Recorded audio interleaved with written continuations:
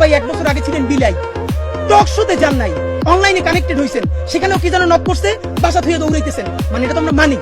এর মানে আপনারা বিলেই তো ছিলেন। এখন আপনি বাঘ হয়ে উঠছেন, সেই বাঘের কণ্ঠ কার সাথে দেখাইতেছেন? এই দেশের নিরীহ মানুষের সাথে।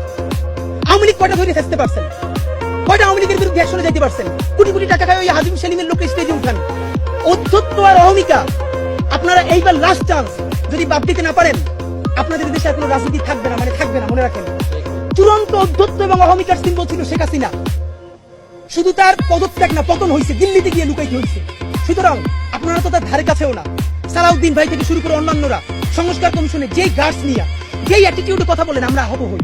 আমরা আপনাদেরকে শ্রদ্ধা করতে চাই। সালাউদ্দিন ভাই, আপনি গুম ছিলেন। বিএনপির কত মানুষের জীবন মেসাকার হয়ে গেছে, তাদেরকে ইন্টারভিউ করে দেখেন। প্রত্যেকটা মানুষ বিএনপির এই আচরণে, যারা বিএনপির জন্য জীবন দিছে, তারা আহত, তারা কাউকে বলতে পারে না। আমাদেরকে অগণিত বিএনপি কর্মীরা ধরে বলে, ভাই আপনারা যেটা বলেন এইটা শতভাগ সত্য, একটা দলের কাঠামোর মধ্যে আছে, বলতে পারতেছি না, কিন্তু এভাবে নেওয়া যায় না।